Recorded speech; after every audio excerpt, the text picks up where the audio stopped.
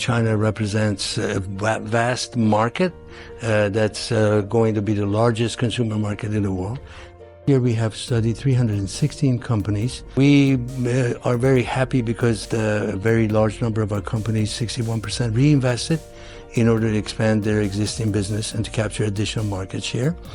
We know for a fact that more than 49% of our companies achieved increase in their sales and revenues in last year, which was unexpected.